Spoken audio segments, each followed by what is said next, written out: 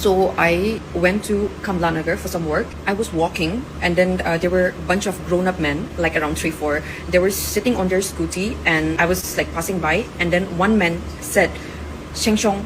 So as soon as I heard, I turned back, and then I looked at him, and then like all of them started to laugh. And then my brain couldn't process like what I just heard, and then they were looking at me and laughing. But still, like, I kept quiet, and then I walked, and then I have to take a cab from Kamlanagar to metro station, and then from that metro station I have to take a metro and come to my place. But it's okay. I was just like, trying to calm myself down, and the doors were still open. People were coming inside the metro, and then one guy passed right in front of me, and he said, Ching Chong, China. Again, this is the second time it's happening to me in one day. And the other person looked at me and started laughing because he said Ching Chong, China to me. And I just stared at him, and I didn't say a word. I have been to like different countries, but they never made me feel like I don't belong there. I am not welcome there. But today, in my own country, fellow Indians, they made me feel like I don't belong here.